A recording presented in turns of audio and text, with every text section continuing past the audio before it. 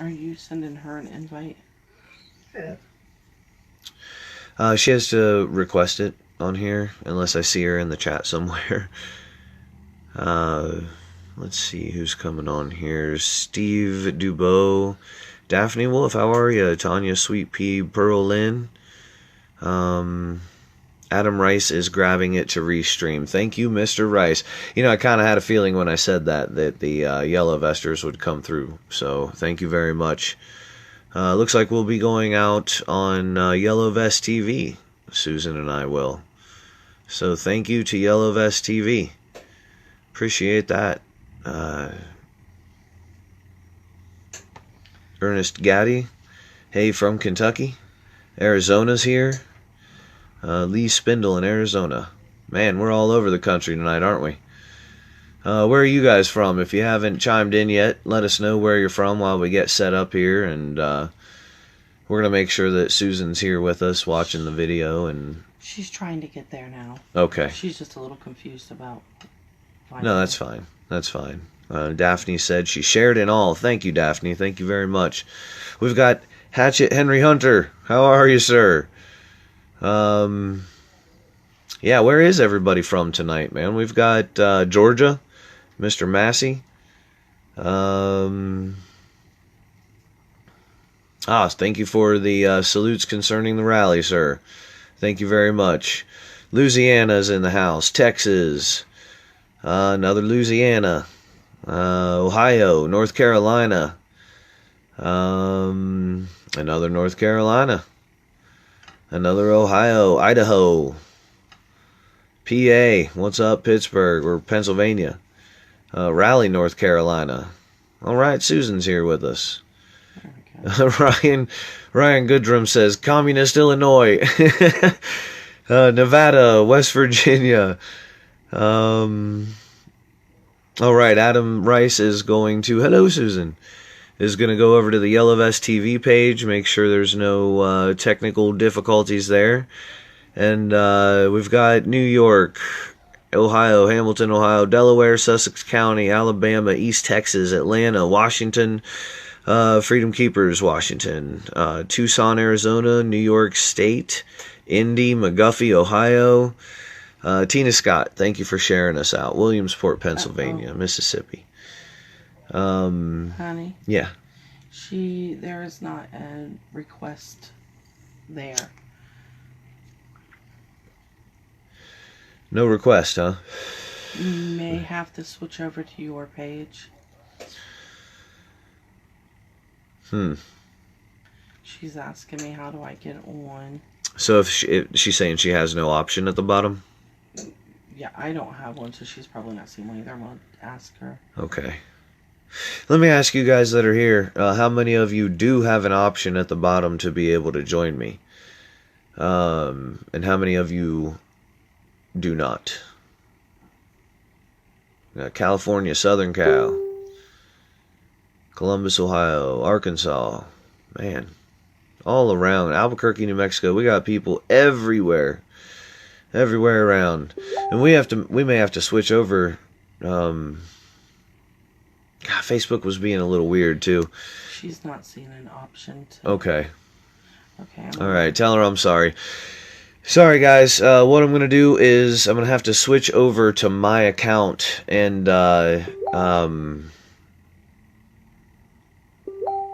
yeah, nobody says my goodness, nobody, they just took away the option.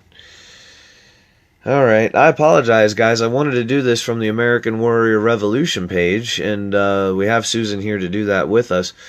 And what I'm going to have to do is switch over to my account and then share this over into the American Warrior Revolution page.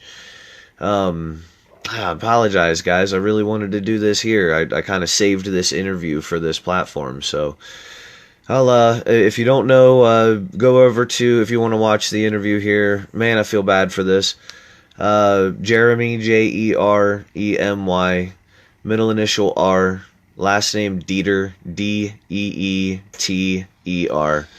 and I'll get started immediately here, and we'll give everybody time to jump in and join us here in Sorry, AWR. I'll make it up to you somehow. I promise. I promise. I will. Thank you for joining us, man.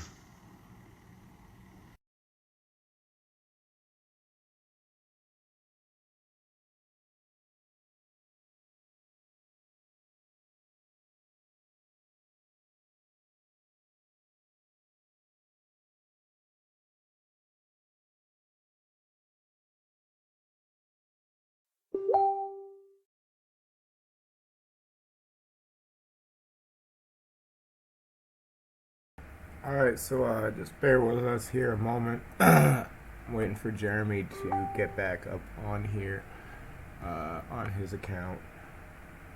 I think he's just switching over. Alright, so just bear with us here a moment. I'm waiting for Jeremy to get back up on here on his account. I'll pull the video through. Just switching over. Alright, so here we go. With us here a moment. All right. Everybody here at the American Warrior Revolution family, and the American Warrior Revolution page, both, and all of the associated pages. Everybody, thank you for having me. Tonight, I will be your host for this live video. I came in about 10 minutes early. That way I could let everybody kind of file in, and here in about 10 minutes I'm going to bring in the one and only Susan Lindauer, here to speak with all of you this evening. So I thought it'd be appropriate to bring her to a Patriot page to speak to this community. This is somebody, if you don't know who she is, she's a former Central Intelligence Agency asset. She's worked with the Defense Intelligence Department. She's worked with the White House. She was the ambassador to the Middle East. She has spoken with Muammar Gaddafi, Saddam Hussein. And tonight, when she gets on here, while everybody's filing in, let everybody know we're here. Let everybody know we're already live, and we're giving everybody a chance to get in. Tonight, she said she has a surprise. Something new is what she said. So, pretty interested. Definitely sparked my curiosity. So appreciate everybody, man. Appreciate you guys being here. The one and only Susan Lindauer will be joining us here in about 10 minutes. She is the author of Extreme Prejudice, The Terrifying Story of the Patriot Act. Former congressional staffer Susan Lindauer covered Iraq and Libya at the United Nations as a U.S. intelligence asset and backdoor channel on anti-terrorism. And what she'll tell you is that the United States had told Iraq, famous quotes concerning 9/11. You've got to check these things out. She has, I believe, it's one of her other writings, When Truth Becomes Treason. It says, Susan Lindauer deserves unreserved admiration for this brave and moving account of her steadfast refusal to crumble under the shameful abuses to which she was subjected to. And if you don't know this, all right, well, we'll see if we can work out any bugs between now and 7 o'clock, just a few minutes from now, and hopefully not have too much of the, as Lynn says, the Facebook disruptions. When Truth Becomes Treason. She was arrested, the very first American arrested under the United States Patriot Act, and when they arrested her, she laughed. So that kind of gives you an idea as to who we're interviewing tonight, who she is and what she's all about. Washington, D.C., a U.S. intelligence asset. Susan Lindauer. If you still got about 7-6 minutes here to go ahead and look into who Susan Lindauer is. Last name is Lindauer. That's Susan. Last name Lindauer. She has spoken about the danger to Trump being exposed, and by her. She's, just an all-around patriot, somebody who's very, very, we're just honored to be able to speak to.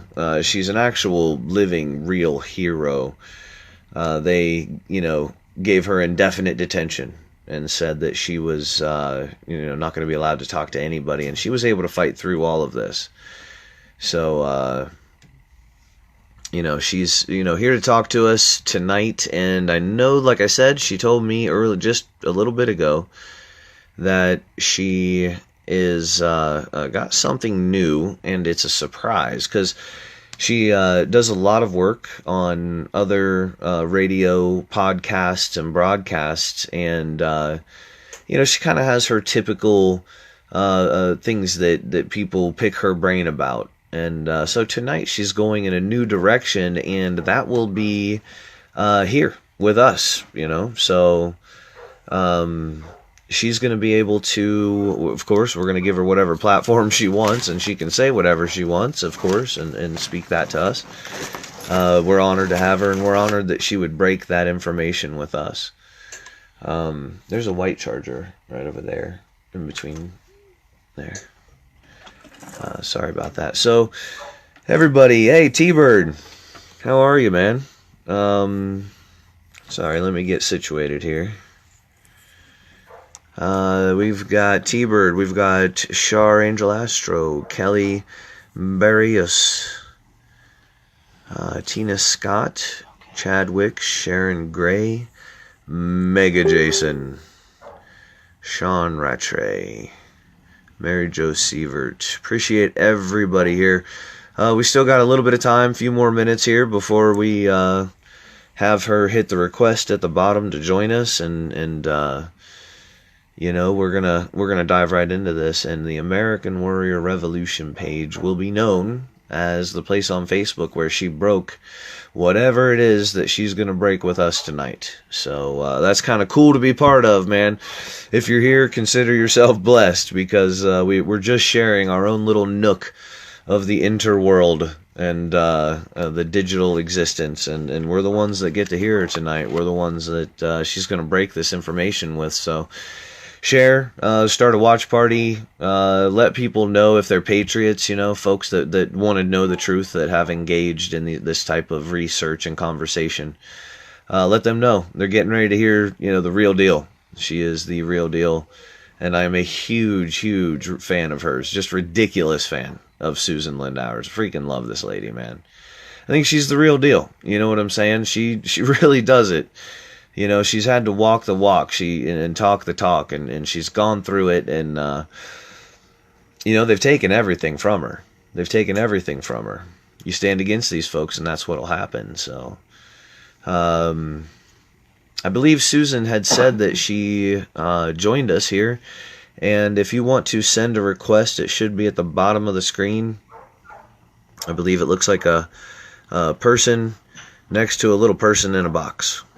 And if you hit that, then it'll pop up that you want to join me here, and we'll be able to do that.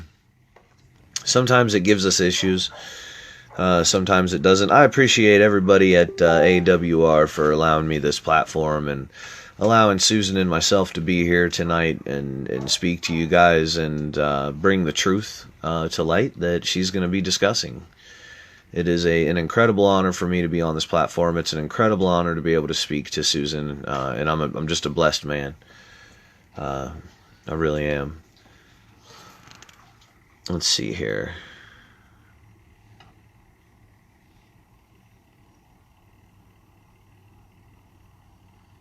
Oh, okay.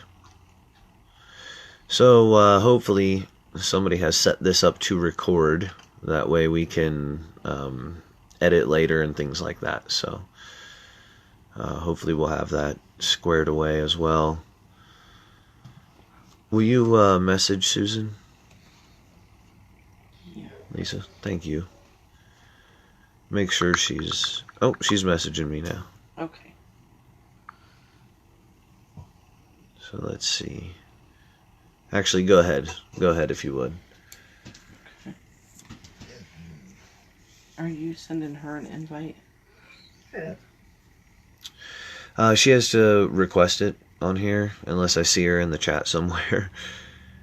Let's see who's coming on here. Steve Dubois, Daphne Wolf, how are you? Tanya Sweet Pea, Pearl Lynn.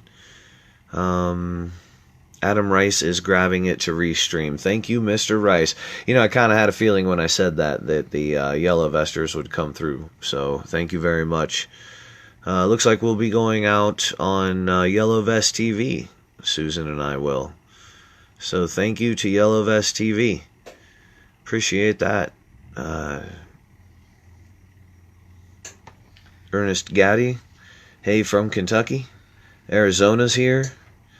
Lee Spindle in Arizona. Man, we're all over the country tonight, aren't we?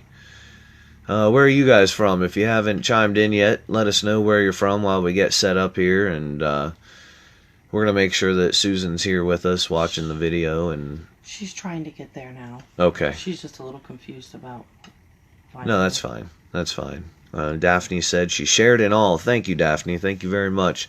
We've got Hatchet Henry Hunter. How are you, sir? Yeah, where is everybody from tonight, man? We've got Georgia, Mr. Massey. Thank you for the salutes concerning the rally, sir. Thank you very much. Louisiana's in the house. Texas. Another Louisiana. Ohio. North Carolina. Another North Carolina. Another Ohio. Idaho. PA. What's up, Pittsburgh or Pennsylvania? Raleigh, North Carolina.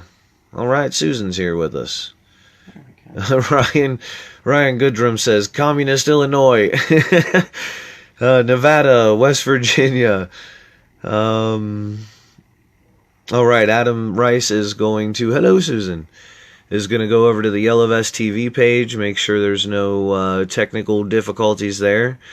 And we've got New York, Ohio, Hamilton, Ohio, Delaware, Sussex County, Alabama, East Texas, Atlanta, Washington, Freedom Keepers, Washington, Tucson, Arizona, New York State, Indy, McGuffey, Ohio. Tina Scott, thank you for sharing us out. Williamsport, Pennsylvania, Mississippi. Honey? Yeah. There is not a request there. No request, huh? You may have to switch over to your page. She's asking me, how do I get on? So if she's saying she has no option at the bottom? Yeah, I don't have one, so she's probably not seen one either. I'm going to ask her. Okay. Let me ask you guys that are here, how many of you do have an option at the bottom to be able to join me? And how many of you do not? California, Southern Cal, Columbus, Ohio, Arkansas, man, all around, Albuquerque, New Mexico, we got people everywhere around, and we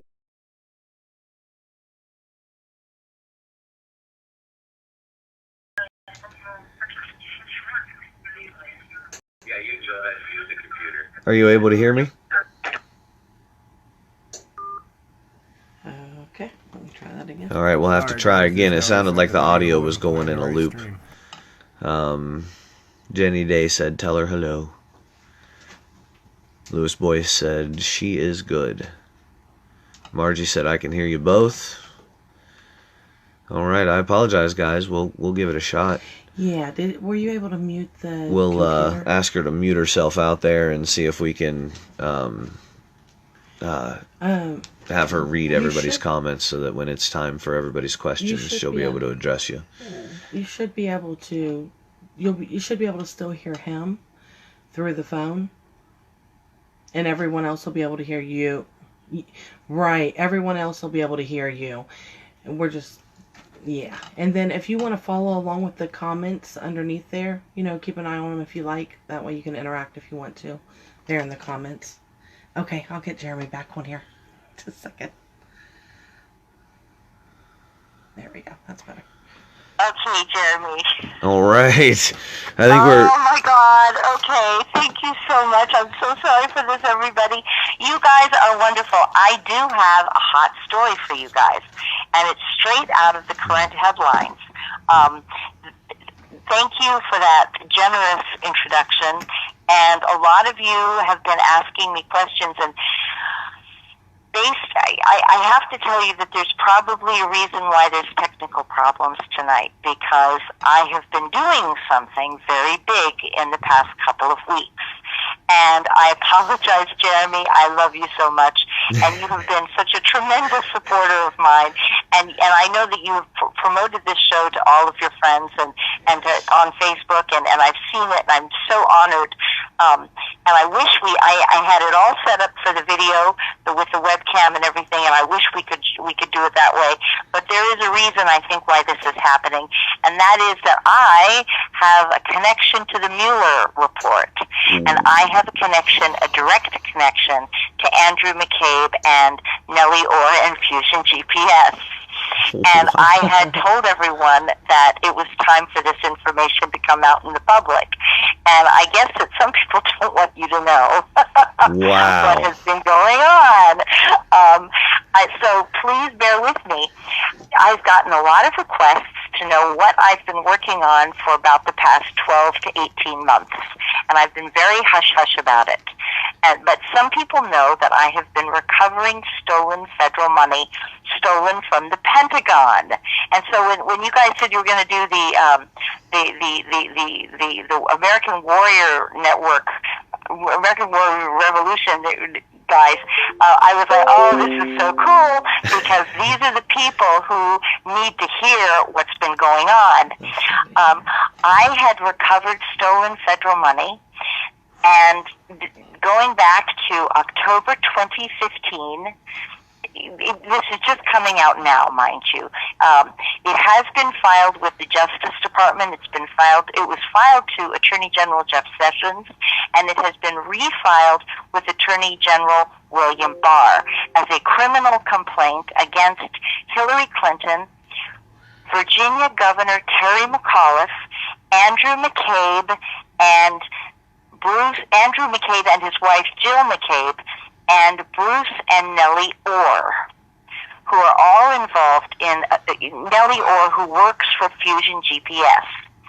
We recovered money in October 2015, and no sooner did the money come in than the day of, I had a conversation with a spook friend of mine who shall have to remain unnamed. I cannot name him because he did not ask for this trouble. But he signed for we have proof, and we can absolutely document that he told me on October 24th that he'd been called over, October 24th, 2015, that he'd been called down to MacDill Air Force Base to sign papers for the money that had come in, and that he was being paid. He had dirty information on Hillary Clinton, and it was hush money. Now think about Michael Cohen and how they have excoriated Michael Cohen, and they've prosecuted him for paying hush money on behalf of Donald Trump to Stormy Daniels and all this stuff. Well, Hillary Clinton had done the same thing, except that she did something much worse. She used newly recovered stolen federal money to pay somebody who was threatening her to expose dirt on her past.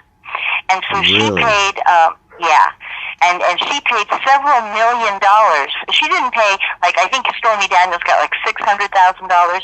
Yeah. My friend received $2.8 million. And he said that the total pot of money was $28 million, and that he was offered 20% of it. Gee. Okay? This was October 24th.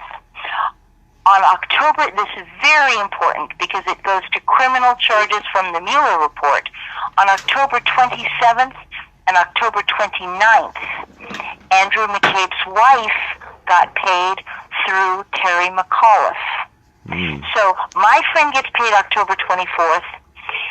Lockheed Martin pays Terry McAuliffe, on behalf of Hillary Clinton, Terry McAuliffe, who's the governor of Virginia, Democrat governor of Virginia, turns around and pays Andrew McCabe's wife on October 27th and October 29th.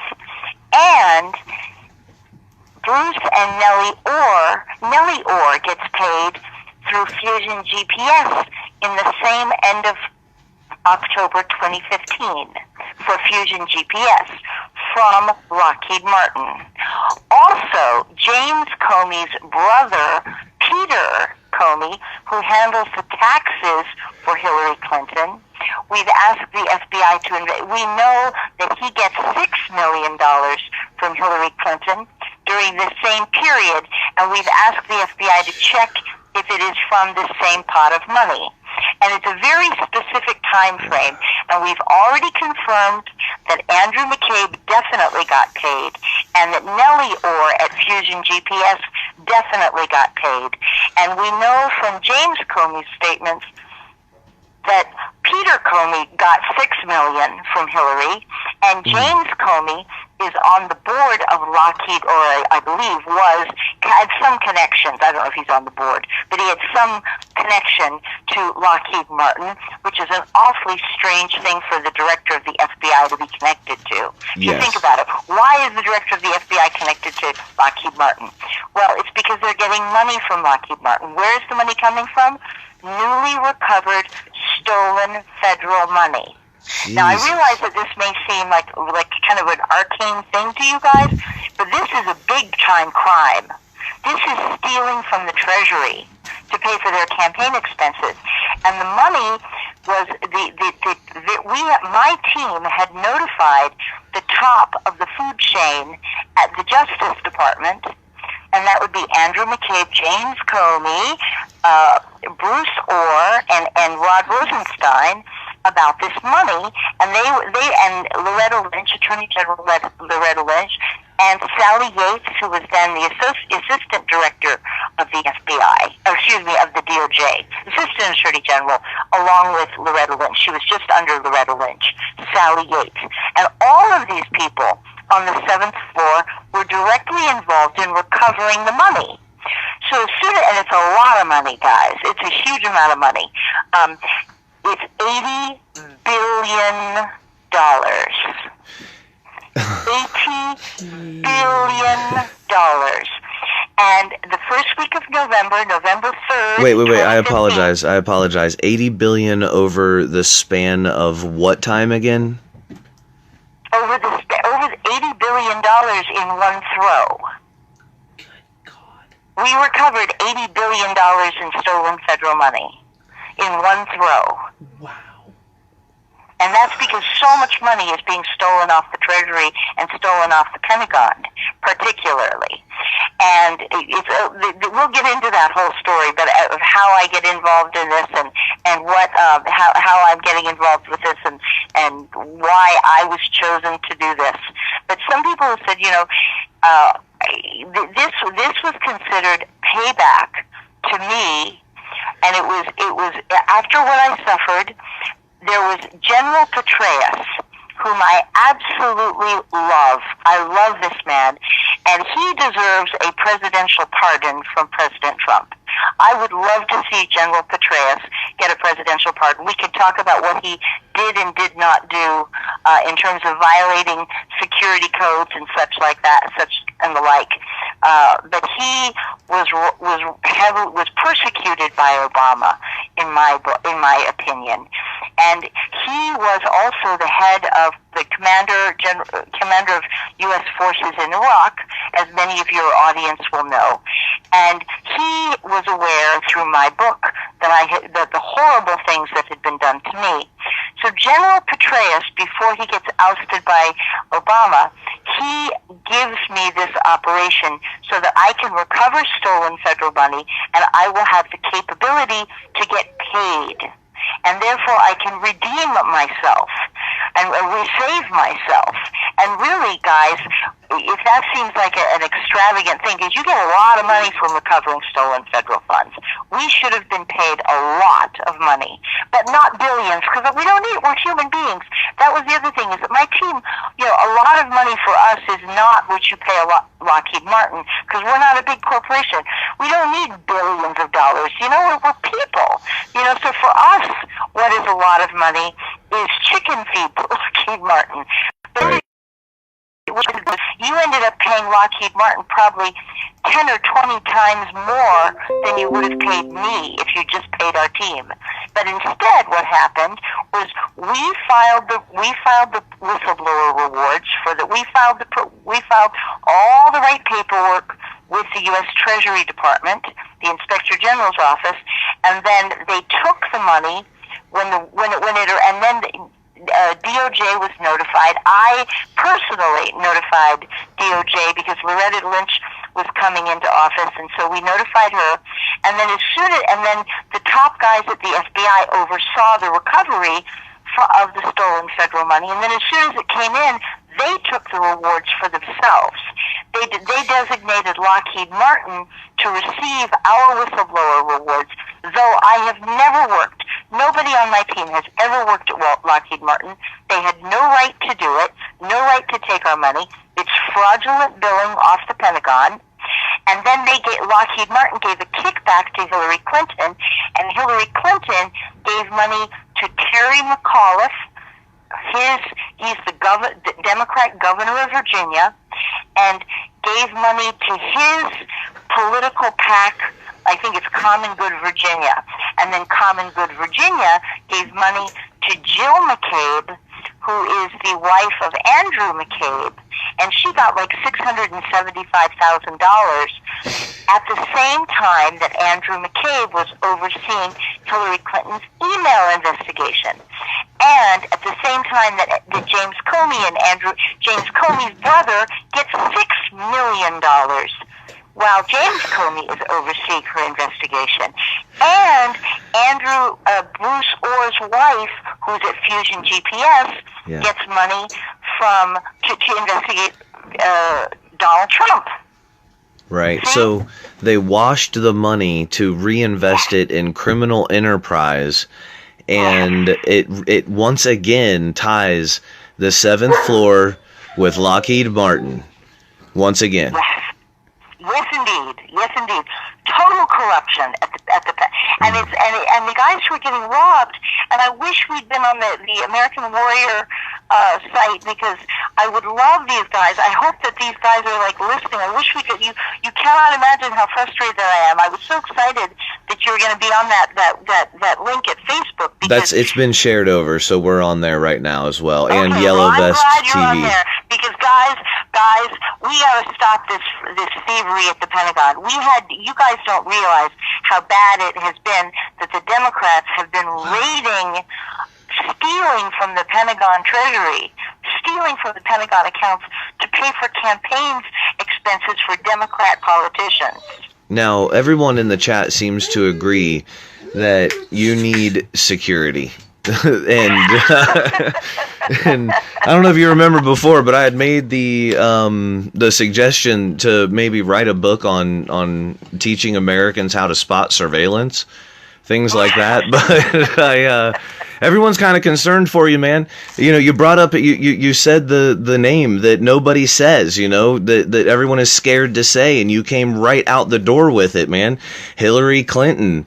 And everyone, dude, you're giving out specific names, and you're giving the direct parallel to how much money per person, and you're correlating that with dates with Hillary Clinton's name, dude. Everybody is scared for your safety. Well, you want to hear a funny thing? I am not naming. There are two things that I'm not going to name, and that is, one is my CIA friend who was blackmailing Hillary. But I have reported that in a signed affidavit it was actually done in July. This is how long I've been working on this thing. July of 2017. Wow. To Jeff Sessions, Attorney General Jeff Sessions. I actually put my name on it and notarized it. And in July of 2016, the 4th of July, specifically, the 4th of July, I sent a letter to Steve Ricchetti, the Chief of Staff of Vice President Joe Biden. Yeah. And I said, I am so ashamed of you guys. I cannot believe that you Democrats are, and I realize there's a lot of your audience are not feminist, but think about this. These are Democrats who are out there at that very moment campaigning for women, and they're big on women's rights and equality and equal pay for equal work, and they're going to make sure that women have all the advantages that are being deprived them. And here I am, a woman who worked my behind off, worked my tail off, I make this great achievement, and I get cheated by Democrats so that they can purchase advertisements saying that they're great for women's rights. Yeah. I mean, is that not that's but the other thing that I want to say is that the day I did notify the President Trump campaign. Now this should tell you how spooky this gets fast. Oh man, when you say something is spooky, it really freaks me out, man.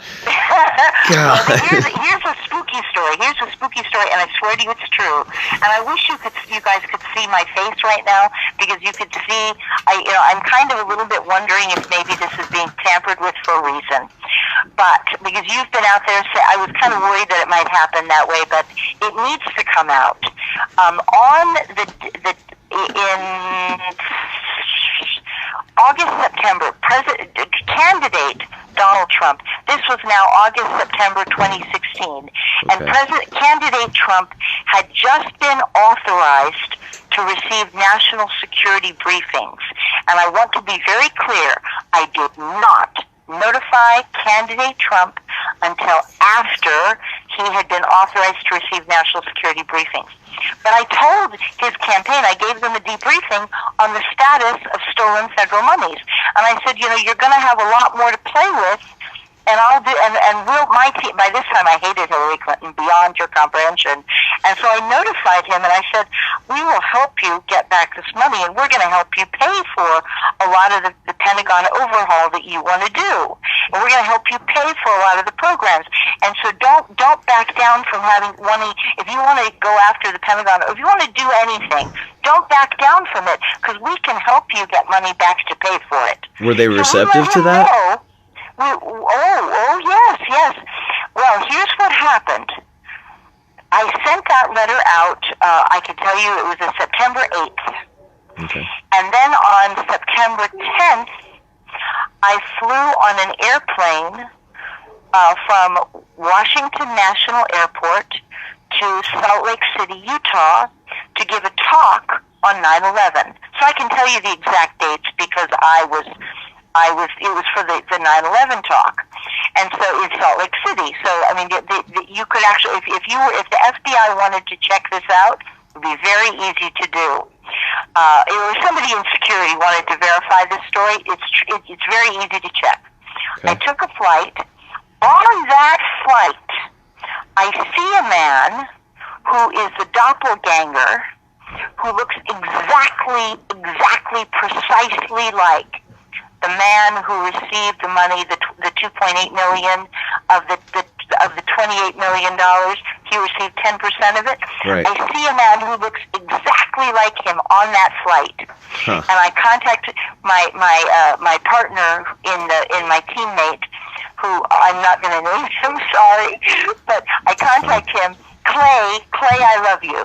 I'm going to tell you his name's Clay, but I'm not going to tell you his last name. All right. But I contact him and I say, I saw our friend on that flight, and he's like, Susan, that's scary. And then coming back from Salt Lake City, and he saw me too, and he's waving and smiling and nodding, and I'm thinking, God, that looks like my friend, like our friend. It looks exactly like our friend. Right. And it looks like he's recognizing me. But I'm thinking, there's millions of people, they all look alike. Okay, fine. But this guy is fairly distinctive. Then it gets scary. Coming back from Salt Lake City to D.C., I get off, I take the plane back, and I'm on the metro, and I change metro stations. And when I change metro stations, I go up outside to a subway platform that's like outside. It's no longer underground. It's on top level. Okay. And all of a sudden, I turn around, and the man who looks exactly like the doppelganger, exactly like our friend who is the spook guy who got the money. Yeah. He's standing next to me on the platform. Oh. No, he is standing there on the platform, and we're just smiling at each other. We are smiling at each other, and I'm like thinking to myself, well, it's almost like a come on. It's like, if I were to invite you home tonight, we'd have a great night, and I'd be dead in the morning. Right, yeah. Yeah. I mean, seriously, I'm like, I can count. I know 2 + 2 equals death. Right, yeah. And but seriously, he was on they knew that I had contacted the Trump campaign. I had sent it FedEx, and they knew that Trump had got it. And then 2 days later, I am on a flight, and they're letting me know, we know what you've done. We're not terribly happy about it. Do not mess with us.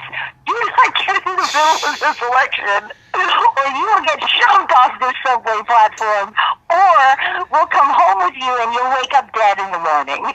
Right, yeah. Yeah, I mean, seriously. For the common folks, man, for the folks that have never been in the intelligence field, never, they're never going to be, how is it that you live this kind of life and keep your sanity? Keep my sanity? Well, you have to be, I think you have to be a little crazy to do this.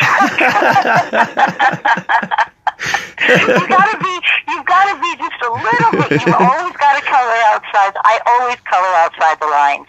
I just can't. It's like an irresistible force. I just don't do well with instructions and rule books.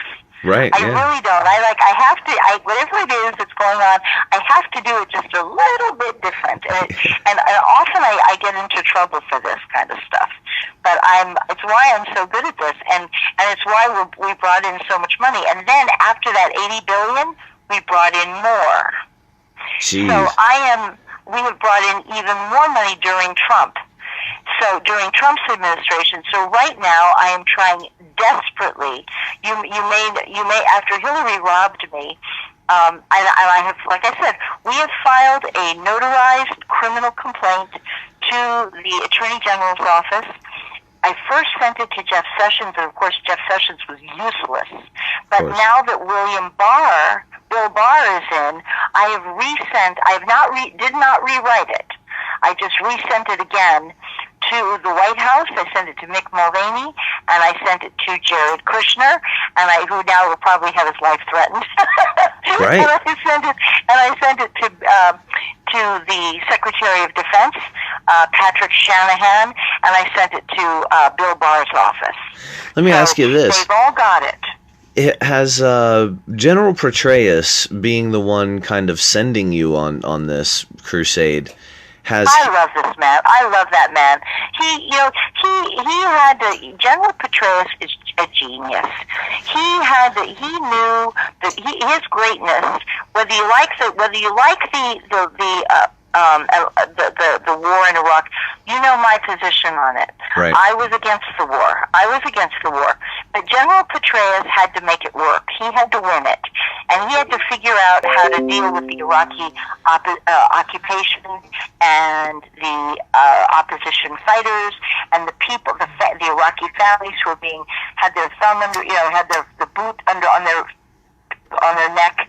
And so he is a brilliant man in terms of trying to get people to have a stake in success.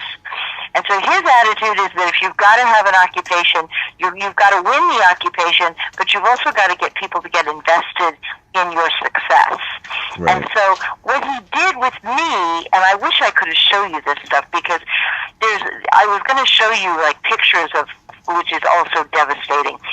When I had been arrested, I was arrested based on trumped up charges, based on forgeries, and I tell you, I'm so angry that I don't have the webcam, because I wanted to show you some of the evidence.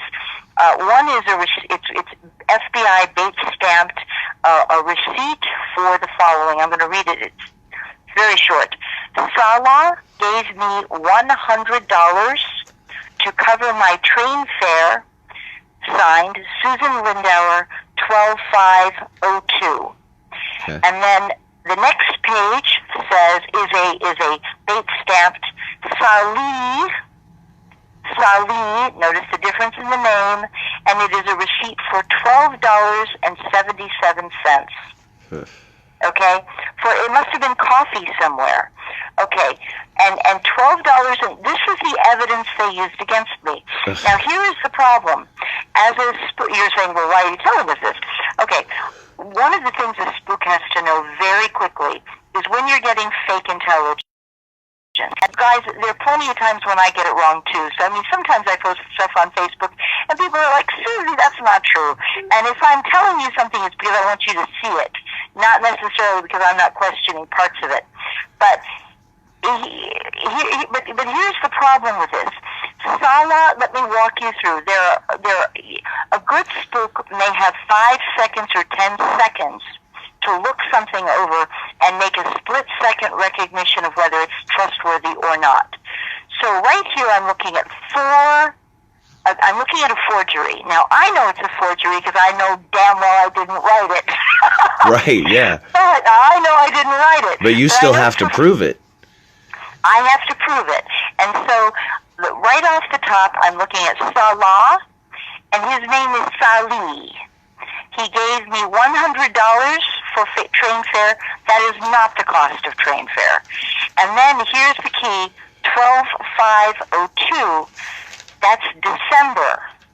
Right. Salih Mahmoud left New York in March. He was not in the United States in December.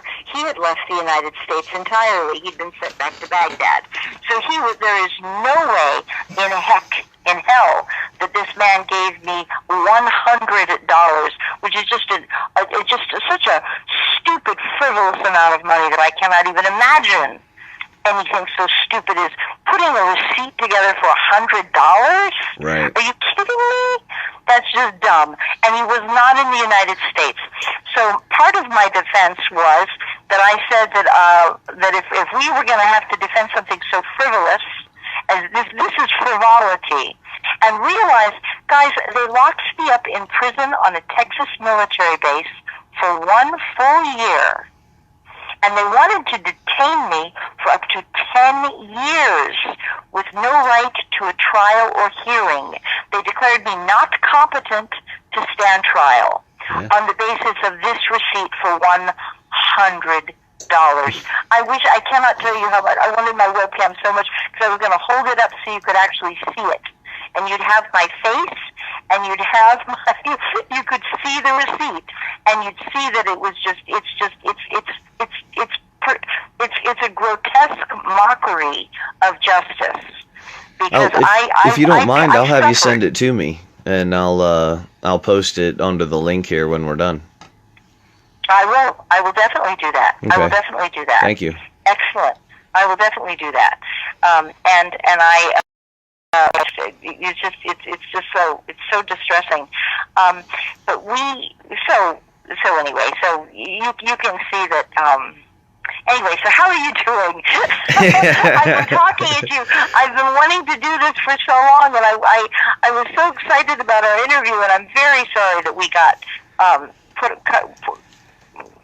cut up like that. I'm sorry about that. No, that's fine, man. I could tell that you were excited about the interview, and I wanted you to be able to say everything that's going on. People are blown away in the chat by the information that you're able to give, and myself included. How are you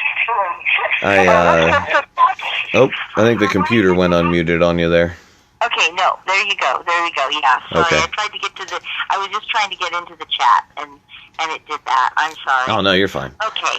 Yeah, okay. So we had an event yesterday, and I'll be catching up on some of that, and I believe it or not, that oddly adds into some of the questions that I wanted to ask you, and I think if it's okay with you, we'll probably have some questions from people in the chat if you wanted to take those. Absolutely. I'm happy to answer questions. No problem. And again, guys, I'm so sorry that we can't do this visual, because I wish you could see me. It's like Darn, damn. Well, we'll get it figured out for next time for sure, and make sure. No, I think somebody's jamming us. I think is what's happening. Probably. I think we're getting jammed. Joyce Clemens says we hear such a mix of good and bad about Peaches. Ask her how we know who hates him and why. About who? Peaches, in quotations. Peaches meaning who? Trump? I'm not sure. I was hoping that you would know. Okay, I don't know who Peaches is. I'm sorry. All right. Someone else is wanting to know about unsealed indictments concerning probably the information.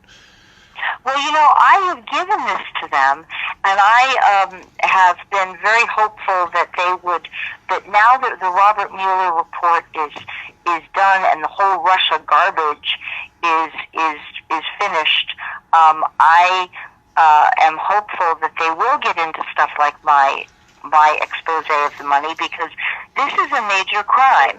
This is financial contributions. This is stealing from the Treasury to pay for campaign expenses by Hillary Clinton. I mean, she's got so much money of her own, and she used federal money to pay off her blackmailer, and she used federal money to pay to pay off Andrew McCabe. I mean, there's all this stuff. The thing is, newly recovered stolen federal money is untraceable unless you know the pedigree of the money, which I do. And I can prove the pedigree of the money. So, and with that proof, where would that money go if it didn't go back into the swamp criminal machine? Well, the thing is, it went to $40 billion. I can tell you exactly. $40 billion went to the Pentagon, and $40 billion was Congress voted. $40 billion went to the Pentagon. $40 billion went to the Department of Homeland Security. And that's B billion, like B as in boy. B as in boy. B as in boy. In fact, it was enough to pay for the entire year of the Department of Homeland Security budget. 1 full year in October 2015. All right, I'm going to go through some rapid fire questions here if I can, and then if you're able to recap the first maybe 5 minutes that we were on here for the people that have joined late. Sure. All right, so do you think Barr will take this serious? Well, you know what? I have called for a second special prosecutor, and they are and I think that they are investigating it. I know that it all backs up. It all fits together neatly because there's campaign finance records for Terry McAuliffe, and Terry McAuliffe giving to Jill McCabe. And I know that it fits precisely. I can tell you the exact dates: October 27th and October 29th and October 1st. So there's 3 dates in October that she gets money from Terry McAuliffe, and that's exactly the point of time that my guy gets the money on October 24th, and October 27th and 29th, Jill McCabe gets paid. So it's like the same day that the money comes in, Lockheed Martin gets paid, and so yeah. Okay. What will they do with it? I don't know, but I've done my part. That's partially why I'm blowing the whistle right now, because there needs to be prosecutions. Yeah, absolutely. I mean, it's I don't know that we can. This can be proved. This can be proved even without using my name. You don't even have to have my name in it. You can just look and the payments are made at the bank. The bank statements prove the payments. Okay. Okay. So I guess Peaches is Petraeus. Oh, Petraeus. Oh, I'm sorry. Okay, yeah, I didn't know that either. So let me see if I can go back here to the question. We hear such a mix of good and bad about Petraeus, aka Peaches. Do we know who hates him and why? And I think that would include the Clinton crime cartel. Is that correct?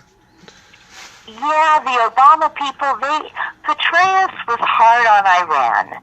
He was hard on the Iran deal. I think that Petraeus got a very bad deal from Obama, and I think that a lot of the admirals in the Navy, particularly, got a bad deal from Obama. General Carter Ham was demoted and reassigned from AFRICOM after he challenged Barack Obama on Libya the night that Ambassador Stevens was kidnapped by held captive with the security crew in the Benghazi compound. Yeah. So, I mean, Obama has a history of really hurting people, really, savagely attacking people who had served the country and served the military, even if you don't like the wars. And, and I'm anti-war, but these are people who have dedicated military service to this nation, and they have worked, tirelessly. They've put their life on the line. They've sacrificed blood and time. And General Crystal, another one. General Allen, another one. People who got whose careers were destroyed by Obama for frivolous reasons. And I think that Peaches, I like that. Okay, Peaches. Sorry, Petraeus, General Petraeus. He got a bad deal. He had a woman that he was flirting with. He'd been married, like a lot of men. He'd been married 30 years, 30, 40 years, and he had a flirtation with a woman who was authorized to receive intelligence briefings from him because she was writing his biography. So she was writing his autobiography, like ghostwriting it, and it had been approved. He was a director of the CIA, and he was leaving. They were exchanging flirtatious messages on. They shared an email account, and he would leave a draft message, and she would go into the draft section of the emails and read his messages, and then she'd leave a response to the draft, and they wouldn't send it to each other, but they would both check the drafts. So there was an effort to circumvent the system of communications between the two of them, but it was a flirtatious thing. And to destroy his career and his reputation for something so stupid, and then say, he endangered national security because he had a mistress.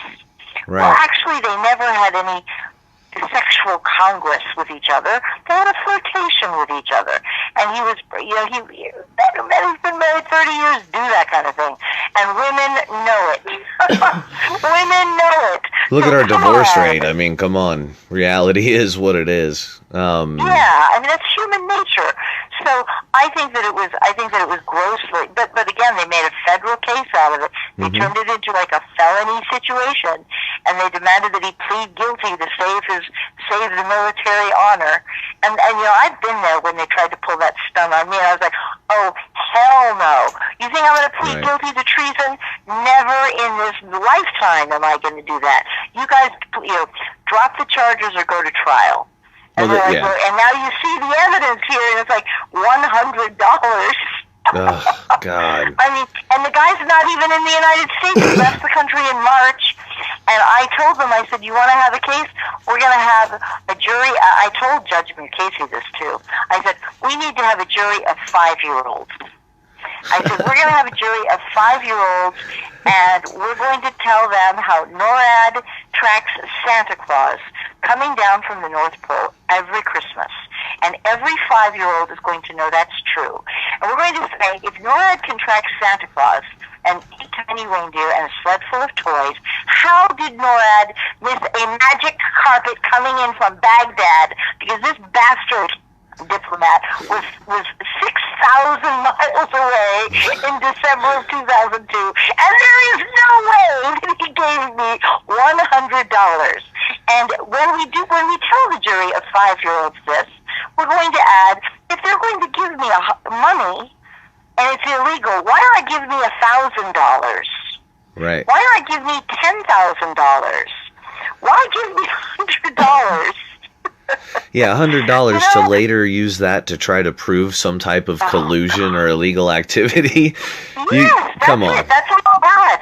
That's all they had was this $100 receipt. Yeah, no, And you I did was your like, job, and you did it well, and you did it correctly, and I and did it correctly. And it wasn't even the guy's name.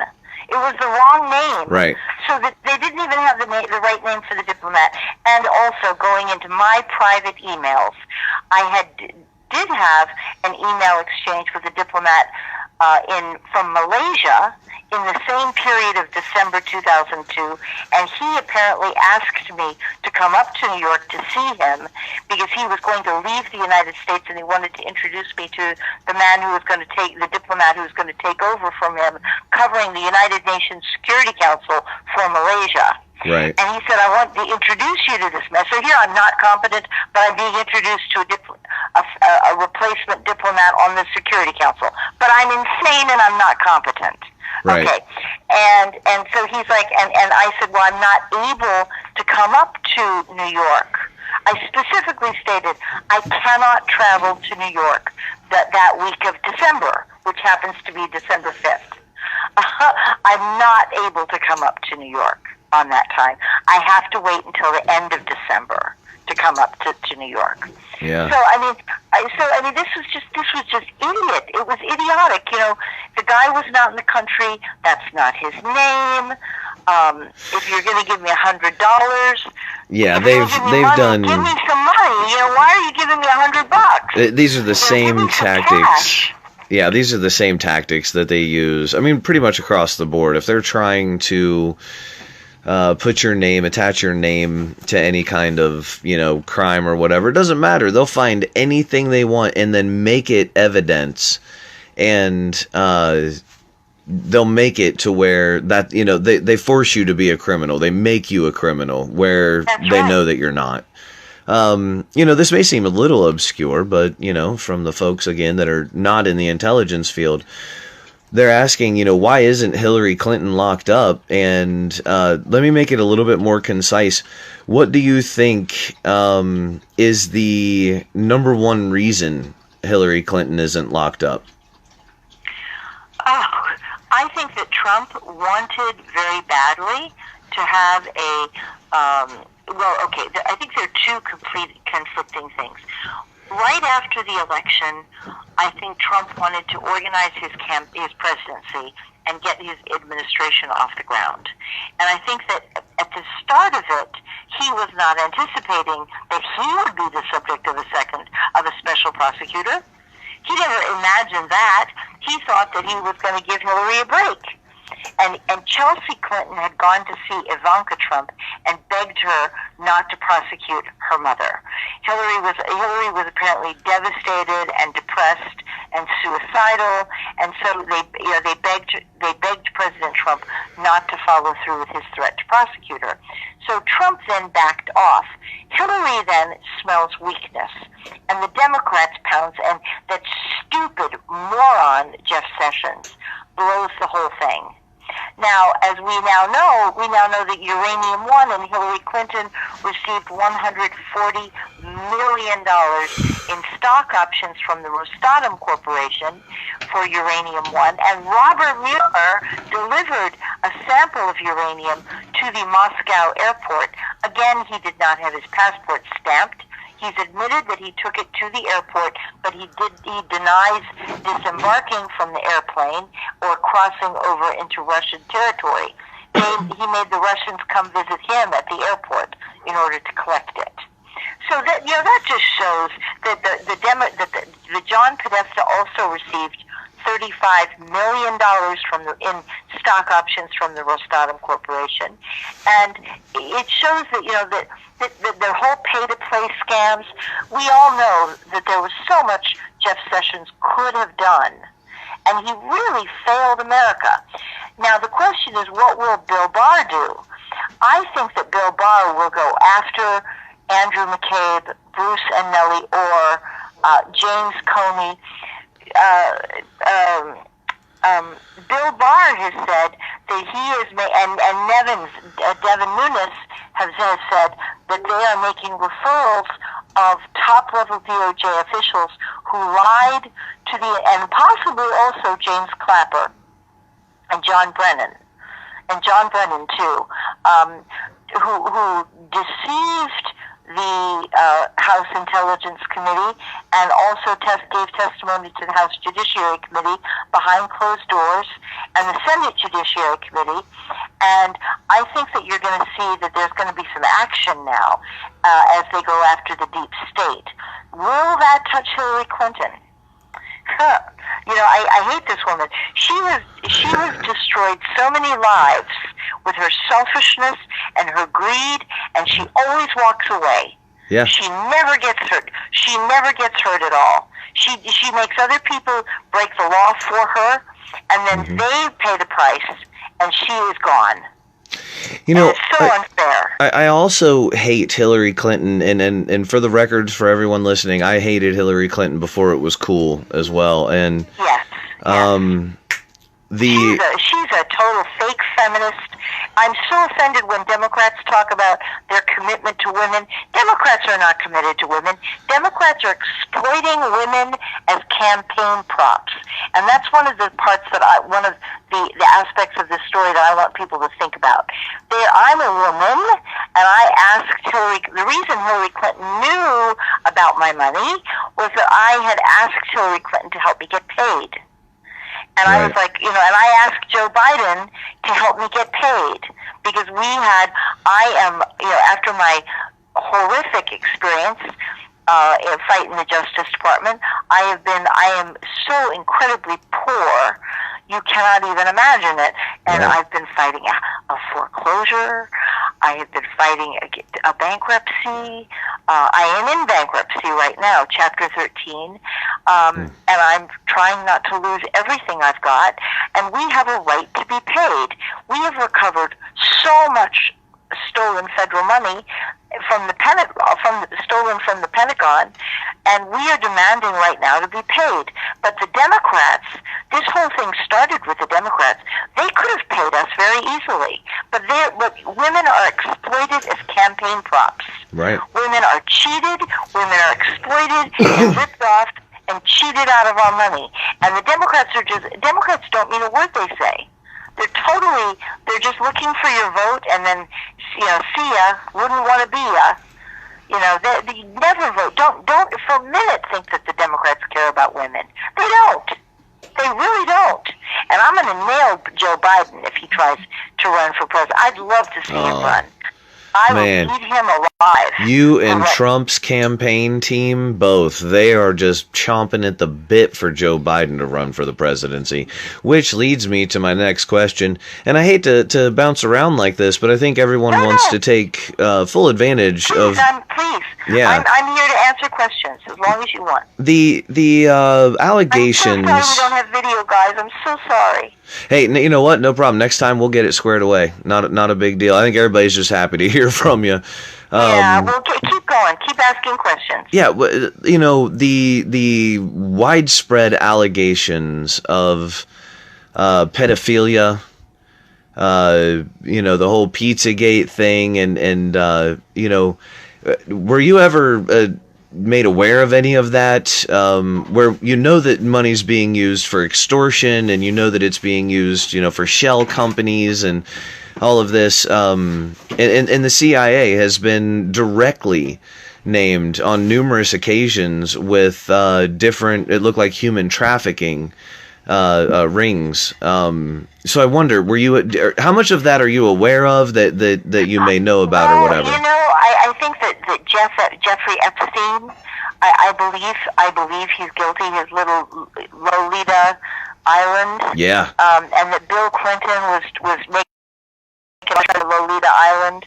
I've been told that the New York Police Department had extraordinary dirt on beyond Anthony Weiner, and that it was just so graphic that it would be the New York Police Department said that if it were to come out, the American people, voters, would be devastated by how dirty and ugly our politicians really are.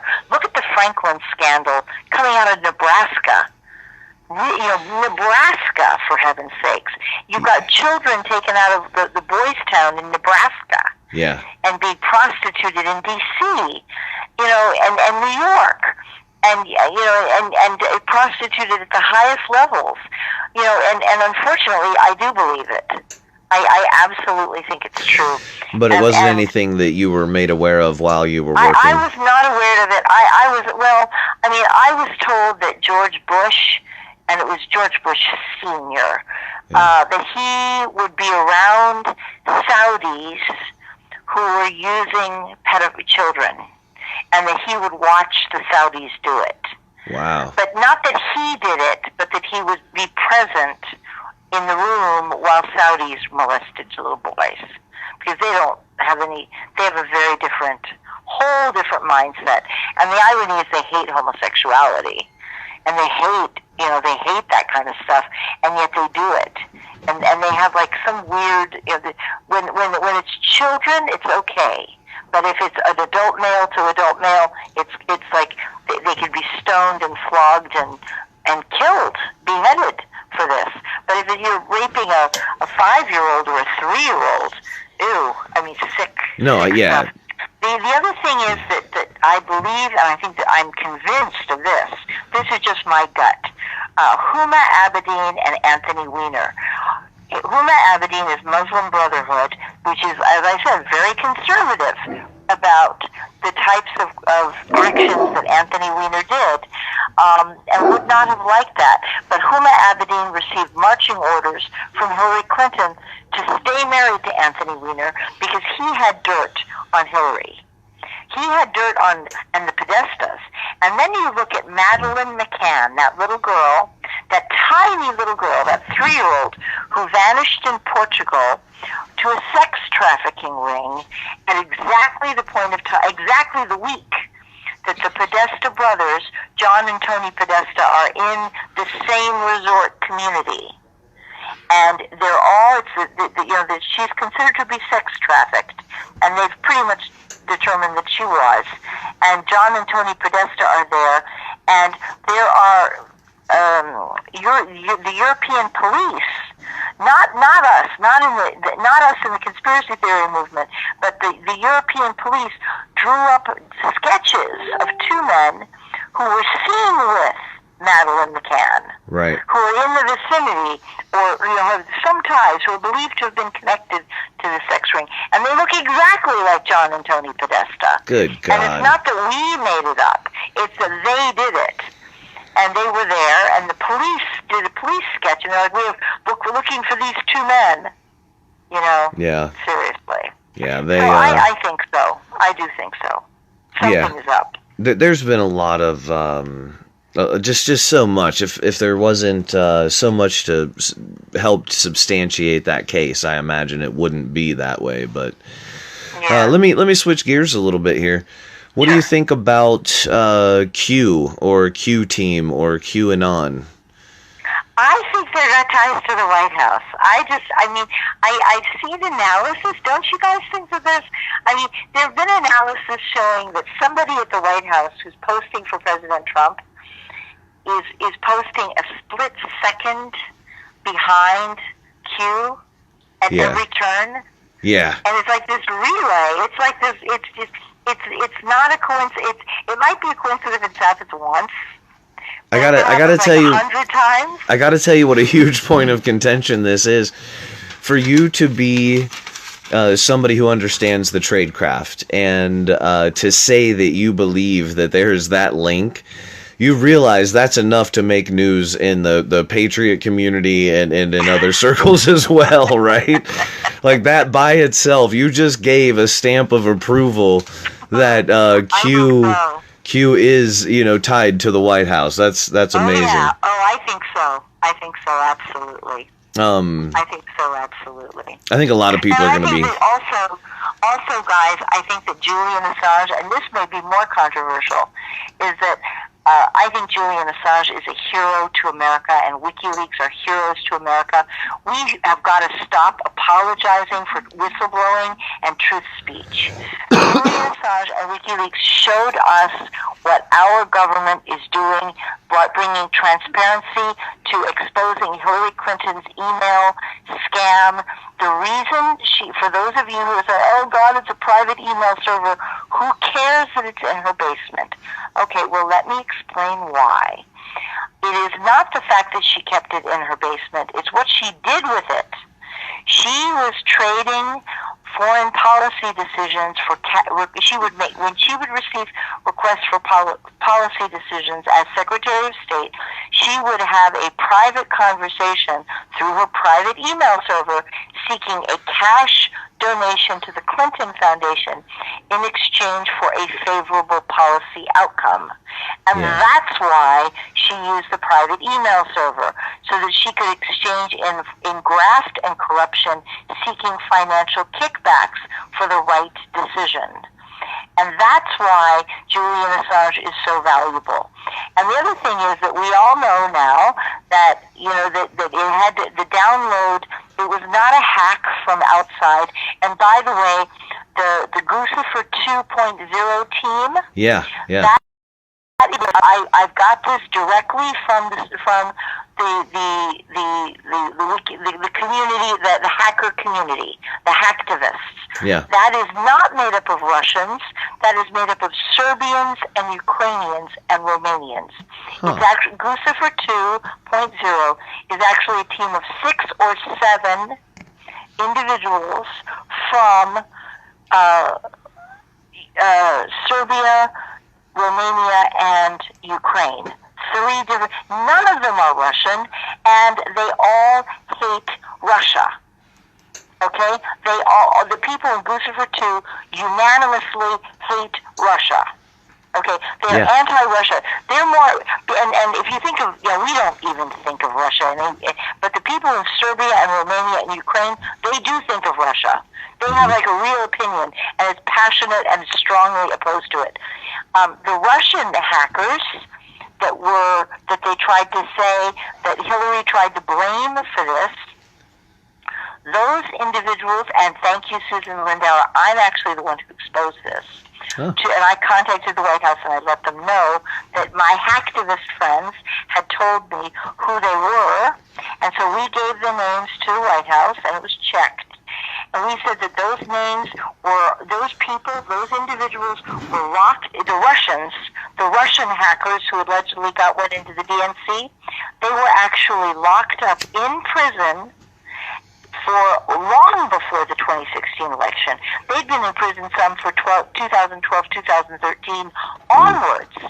So they were not even free. They were locked up in prison in the Russian gulags in Siberia.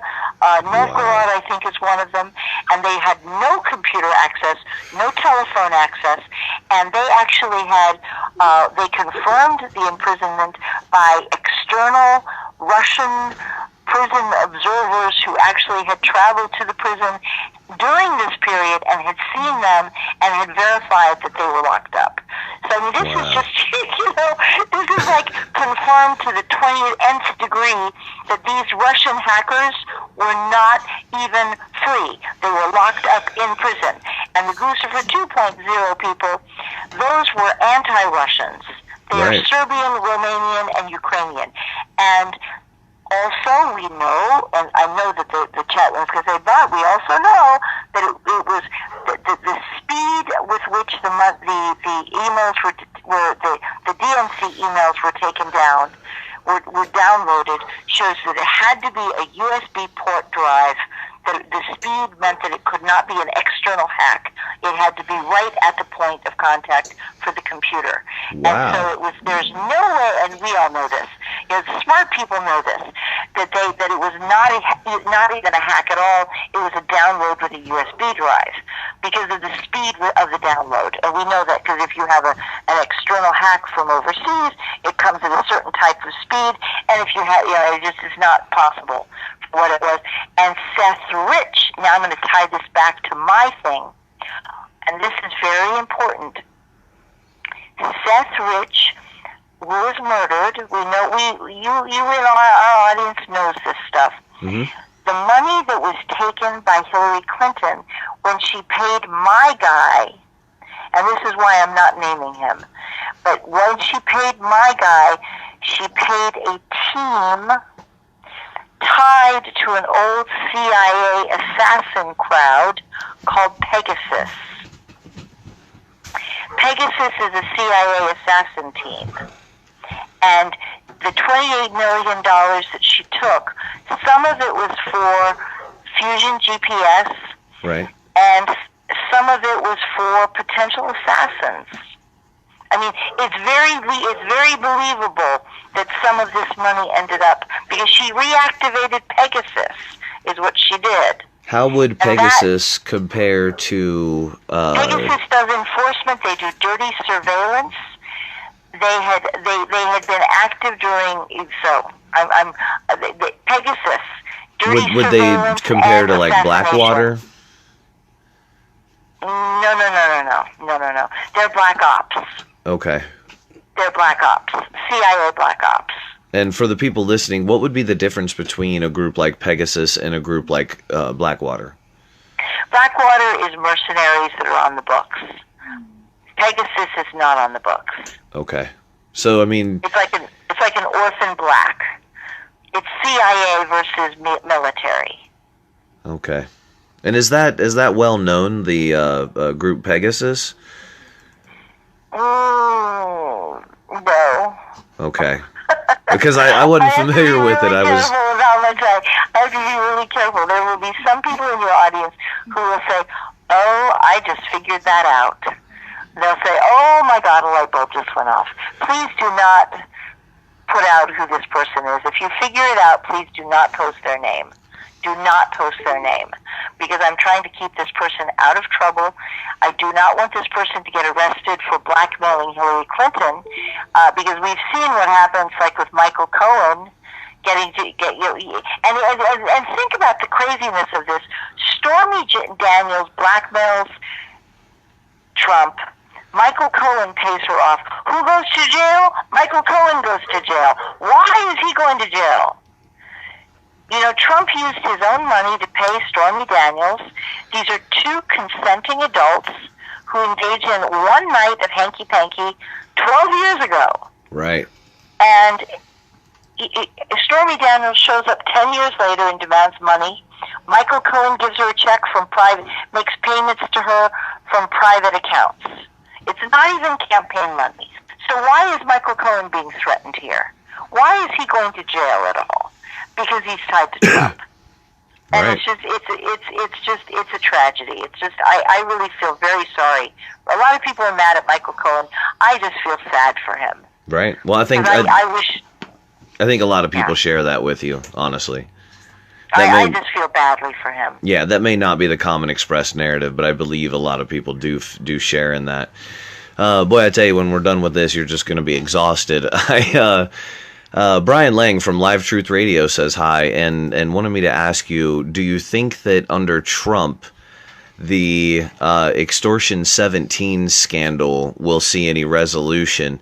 And for the people listening, Extortion 17 was the name of the helicopter that our SEAL Team 6 was on, that same SEAL Team 6 that had... Never.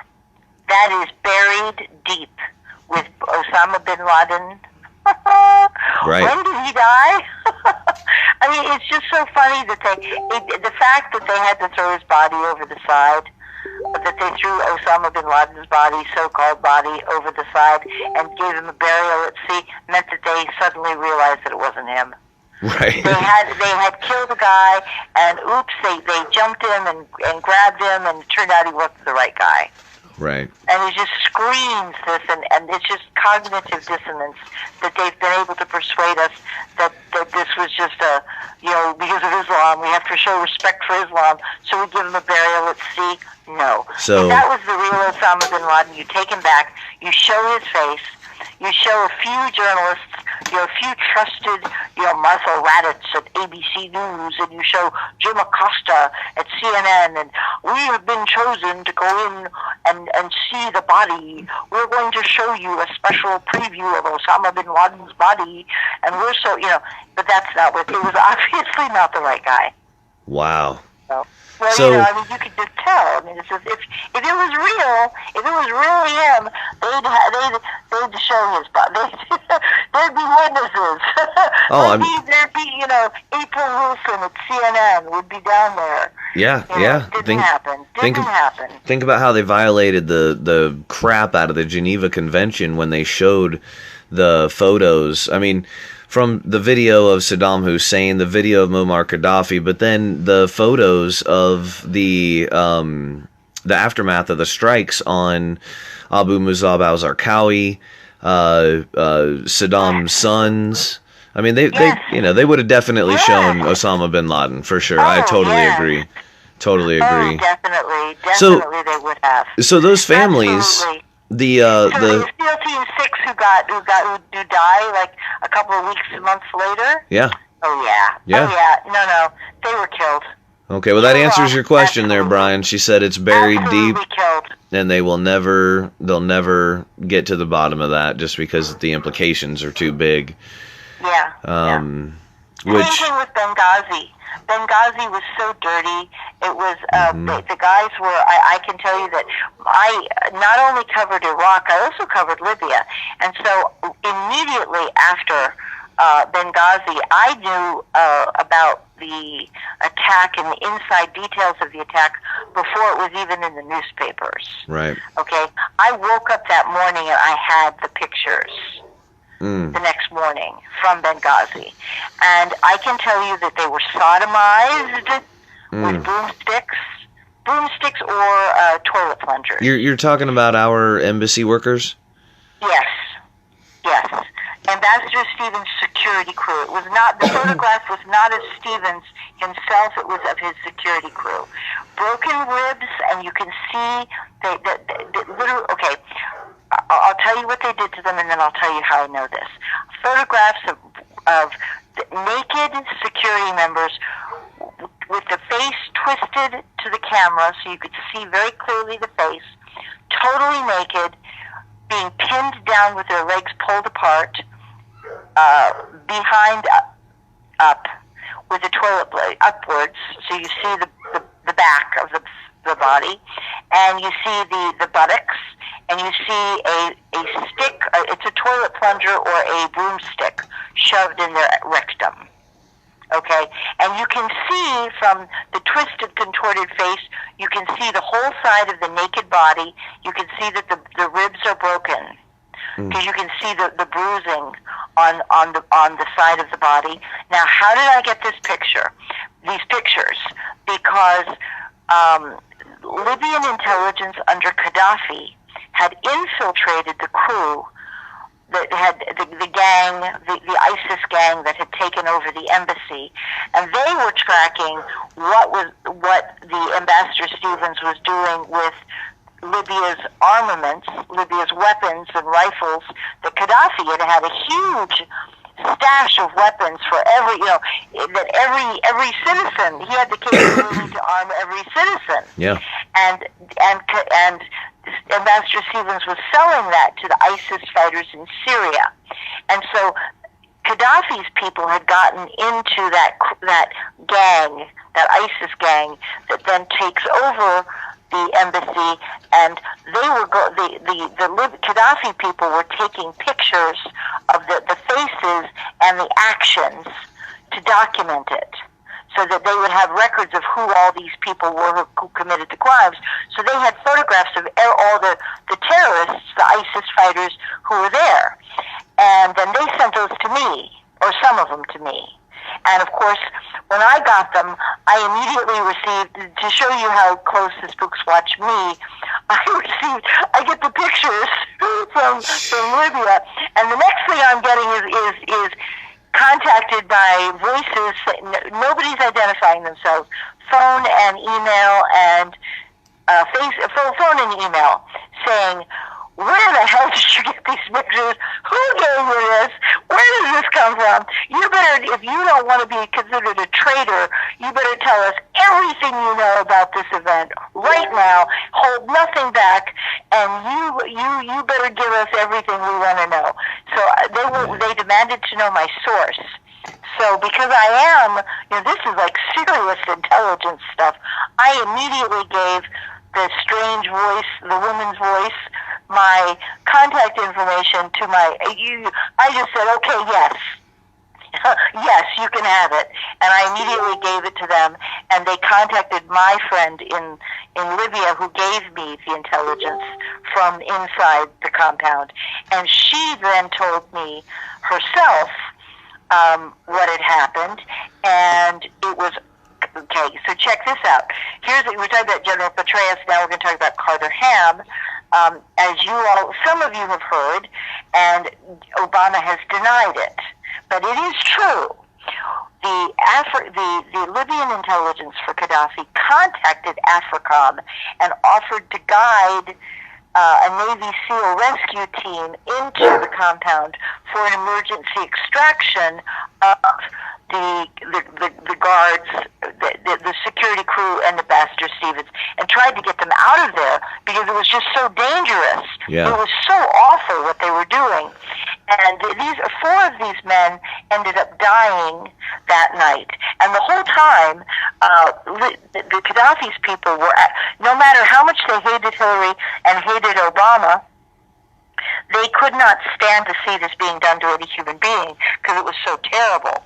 So they contacted AFRICOM and offered to guide a Navy SEAL rescue team in. Obama said, "We are not going in there. We're going to let them kill them." General Carter Ham said, "Mr. President, you're wrong. This is a terrible mistake." And the Libyans heard the entire exchange. The Libyans, these are enemy Libyans. I mean, these are Gaddafi's Libyans, so they are considered, they're not friendly to the United States, let's put it that way. Right. This is not the Misrata crowd of intelligence. This is Gaddafi intelligence crowd. They're very different people. They don't like the United States to begin with. And they're like, "Oh my God, we cannot believe that you're doing this to your own people. It's a disgrace. It's a disgrace. You people are cowards. Obama is a coward." Hillary went to bed. Hillary left the room and went to bed, which they thought was just unbelievable. She wants to be president, and she goes to bed. What is this? They heard the whole thing. And when Carter Ham protested that he believed that they must do a rescue, the Libyans heard the whole thing when Obama said, "Take his sidearm and remove him from this room. You are removed from duty. You are demoted. We are taking your sidearm. I am appointing the next guy, blankety blank, to oversee this operation. You are relieved of duty. Take his sidearm, and get him out of the room." Can you imagine? The Libyans were, General Carter Ham is a hero to them. Oh, I bet. Anybody would stand up to Obama. Yeah, yeah. He's terrible. We hate your president. And Hillary went to bed. Yeah, and that was something. We hate you. You're so terrible. You people are terrible people. Yeah, the thing is there was another conversation on a different interview where we talked about the ability to tap into the audio in an embassy from another location. And there aren't very many people that can do it, and it won't give you access to every single room most of the time. But those recordings are somewhere. They exist somewhere, which means there is some likelihood, I don't know what percentage, but there's some likelihood that the audio of them being brutalized exists somewhere in some vault somewhere. Oh, yeah, sure. So you would agree with that? I would agree with that. I would definitely agree with that. Man, that's disturbing. That is disturbing because it's not that people. Like when Khashoggi died. Yeah. They were able to track the audio of his killing. Yes. Literally. Yes. They had and Erdogan was like, "Here it is, we have it." Yeah. And it's like, "Oh yeah, here it is." And we're supposed to believe. We did not. Turkey was like, "We did not kill this guy." Oh no! And then they proved the whole thing. Yeah.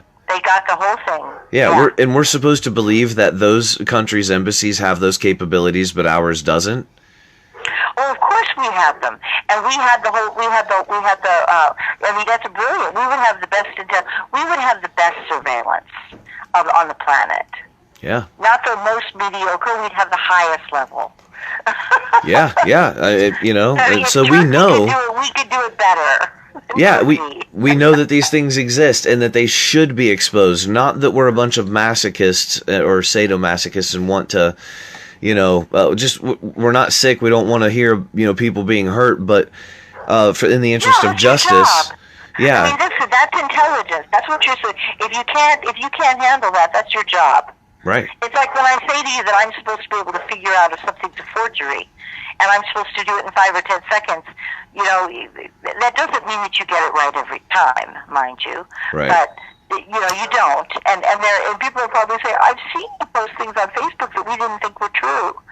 And it's like, oh yes, of course. Right. But like I got really reamed when I posted something but sometimes you post it for a different reason. Like, I'll give you an example. During the Brett Kavanaugh hearings, when what's her name? Christy Ford. Yeah. Christine Blasey Ford. She, there was a meme posted on Facebook and social media and Twitter of Christine Blasey Ford at a beach party, passed out in front of a pool with a whole bunch of beer bottles around her. And it turned out that particular photograph was a fake. But her high school buddies had posted this for a reason, because that was her reputation. Right. That she was a heavy party girl.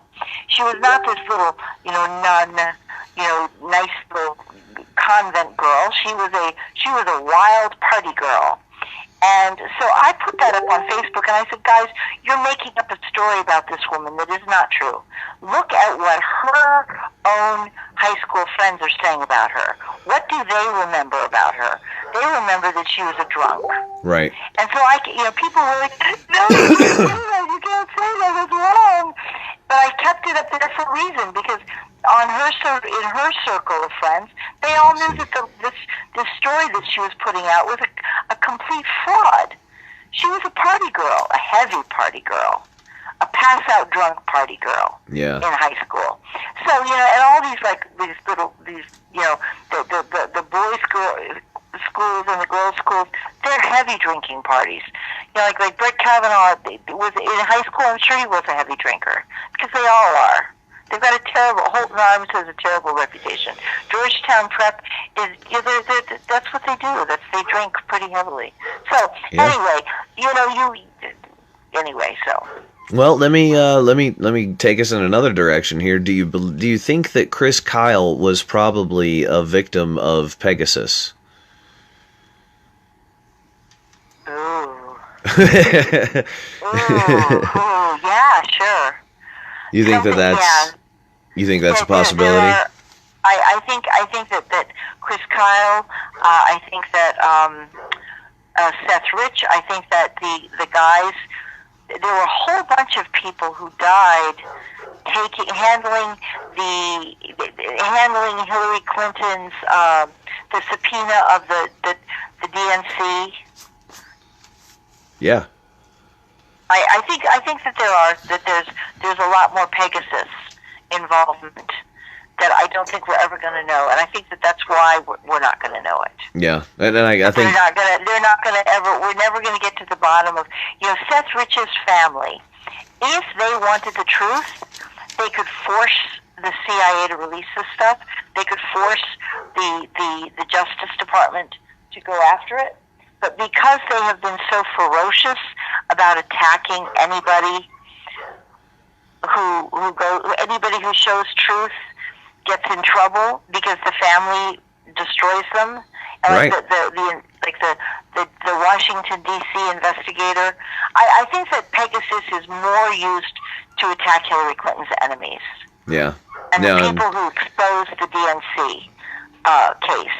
Yeah, you can see them. That's why I think Pegasus was really used. Though I think that Pegasus was letting me know that they could come after me as well. That that I better stay out of the election. Yeah, and it seems. Why, my doppelganger, the doppelganger of my friend, who, by the way, we then contacted him and said, through private channels. We said, "Where have you been? Have you been in Maryland, and where Susan lives? Have you been in that part of the country at all?" And he said, "I have not." And he posted a photograph of himself in a foreign country to proof of life. And based on the photograph of him that he posted, I could tell that it was the latest pictures of him do not match okay, how do I put this? The doppelganger looked like his last picture from like 10 years ago. Okay. So the pictures that had before his new picture, the doppelganger had the CIA doppelganger, DOJ doppelganger looked like his picture from 10 or 15 years ago, which was the last known picture of this man. So you're saying he's aged considerably since then. So the new guy, the current picture, would not match the guy who showed up on the subway with me, or the airport with me. So you're alleging the possibility that our Department of Justice still uses decoys for what could be interpreted as nefarious behavior? Yes. Yes, indeed. Yes, indeed. No. All right. Well, here, let me ask you about this. The border and all of the controversy concerning. Where do you stand on that? I am getting, everybody's getting really mad at me. I've gotten so much hate notes on Facebook, and people are disinheriting me and unfriending me. But I strongly support what President Trump is doing. I think that the drug cartels are flooding us with human trafficking, guns, huge amounts of gun trafficking over the border, heroin, narcotics, cocaine. I know that a lot of people like but my drug dealers, I don't want to deport my drug dealers. Guys, I'm telling you, I'm sorry. Yeah, I'm sorry, but we are being flooded. We really are being invaded. Yeah. We need to build the wall, and I also believe that we need to post the military, and people get really mad at me when I say this. We need to build the wall. We also, in my opinion, we need to deploy the U.S. military, and I don't mean the National Guard. I mean the U.S. Army and the U.S. Marine Corps inside the no man's land between the United States and Mexico. There's a no man's land that is not technically part of the United States, and it does not infringe on posse comitatus. Also, we need to realize, the Democrats need to realize, Mexican citizens are not United States citizens. They are not entitled to the protections of posse comitatus. Correct. Okay? And Correct. people get really upset, and they're like, oh my God, she's saying we should be tough on immigration, and I am. Yeah, no, hey. I believe very strongly that we need to get the military in there now. And I think that what we need to do is, if I were President Trump, I would call up the President of Mexico, and I would say, guys, people get so upset. They're like, oh my God, they're unfriending me. They're like, oh, you're such a racist. You're so fascist. No. We have a right to protect our borders. We are being deluged. We're swimming in illegals. They're coming in. We're paying 113, sorry, must be accurate, $113 billion every year in welfare benefits for illegals who have no skills. They come in here, they're not capable of feeding themselves, so we end up paying for them as taxpayers. That's separate from what we pay in court costs and in prison costs, because they steal, they shoplift, they break into people's houses, they commit assaults, they commit drunk driving. These people need to be deported. And we've got a very serious problem. It is a crisis. And the gun trafficking, they're not even talking about the gun trafficking. There's a huge influx of illegal weapons from Mexico into the United States, and it's going straight into the hands of criminals and the drug cartels. And that is very dangerous.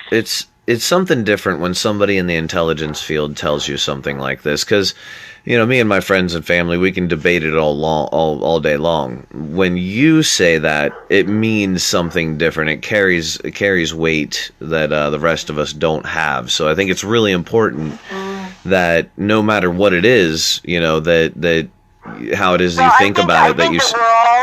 We're all, because of social media, we all have the capability now to get educated on this stuff. Right. And this is one time where I'm really disappointed that more people are throwing away the idea of securing the United States.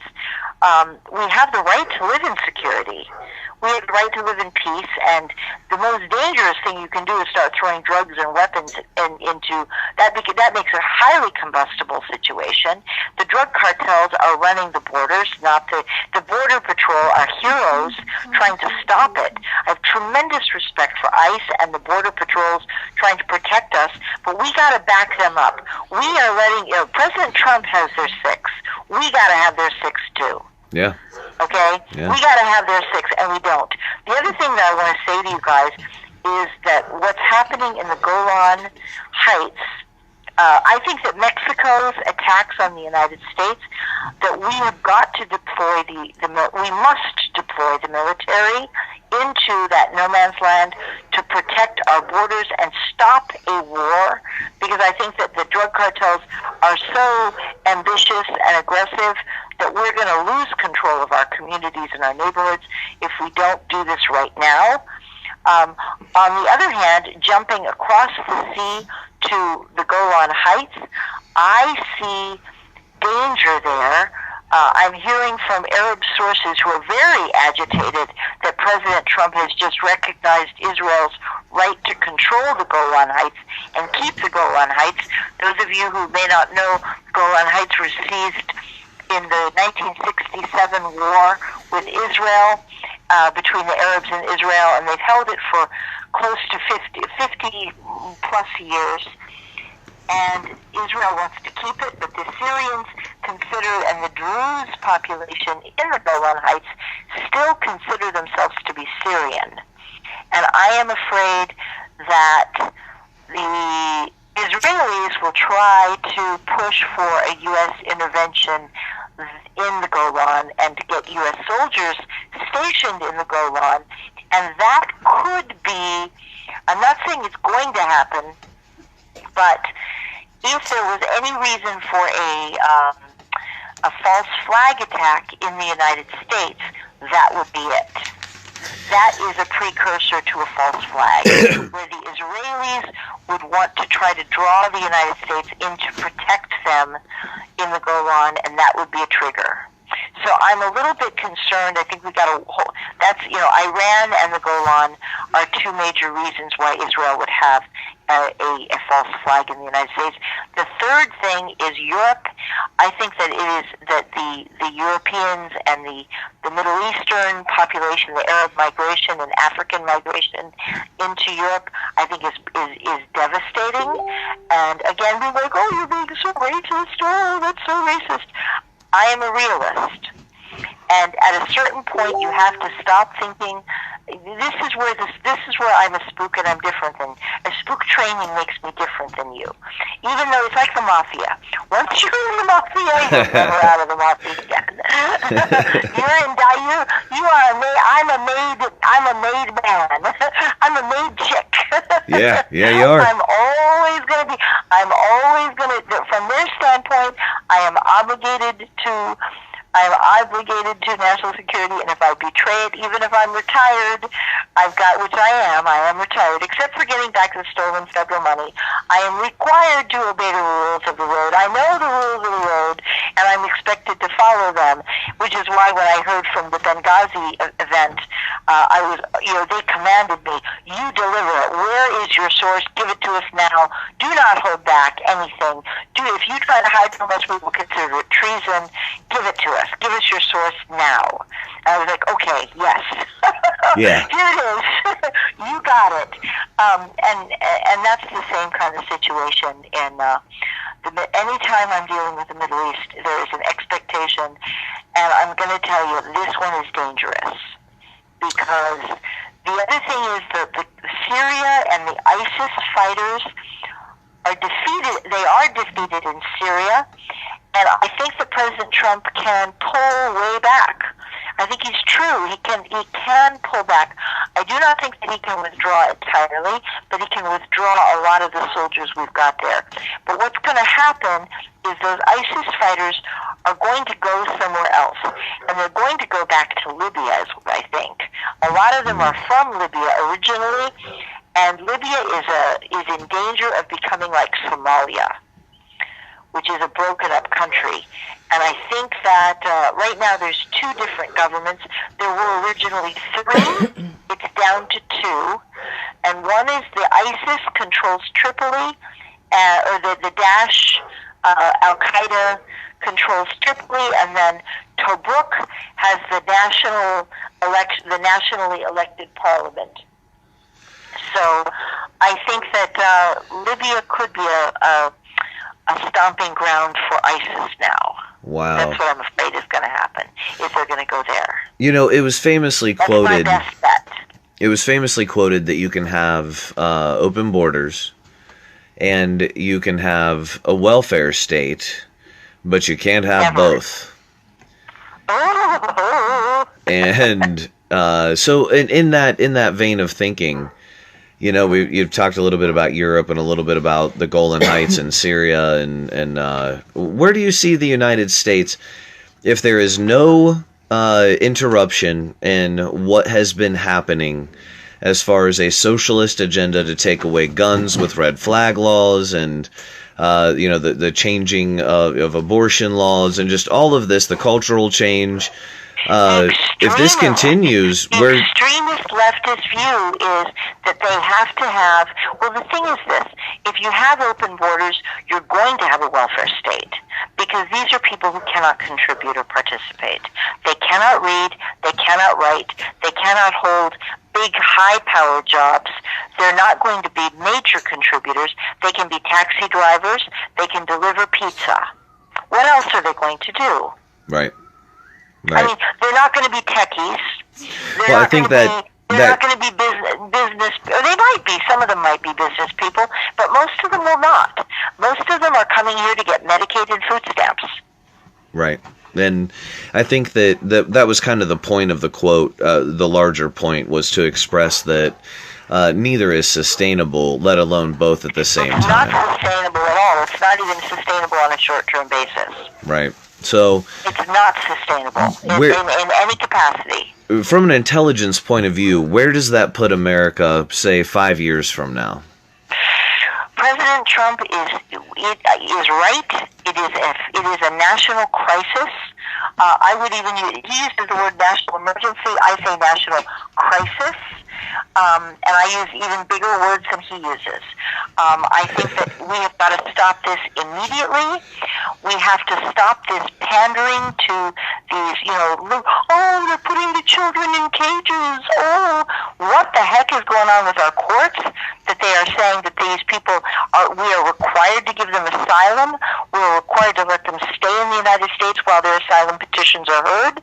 We need to build the wall. We need to deploy the military.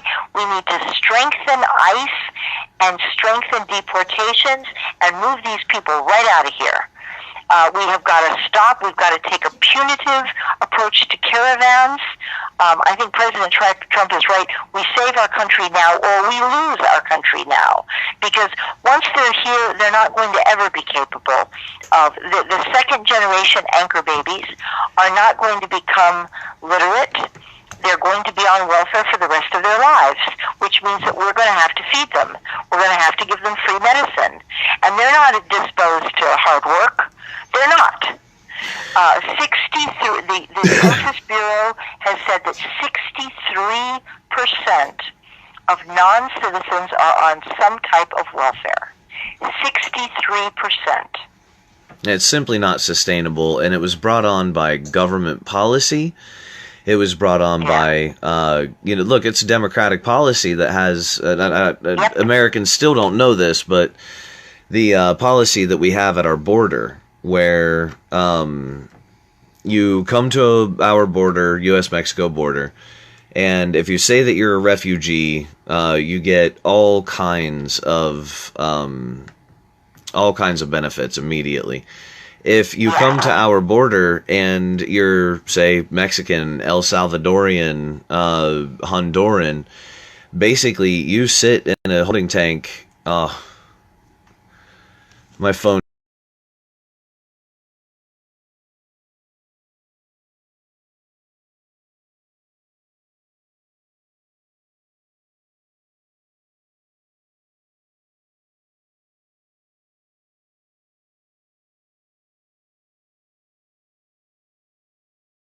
You get all kinds of benefits immediately. If you come to our border and you're, say, Mexican, El Salvadorian, Honduran, basically you sit in a holding tank. My phone.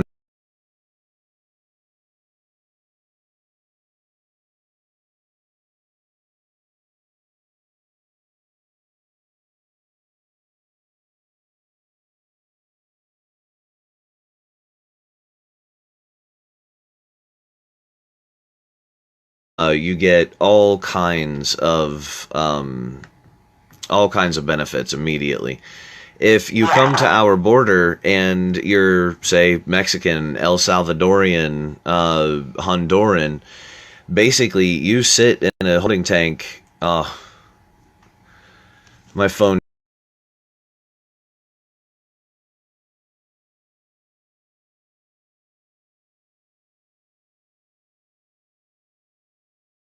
Sorry guys, something, I think that's Jeremy's feed. I'm gonna see if I can get it back here. Just bear with me 1 second.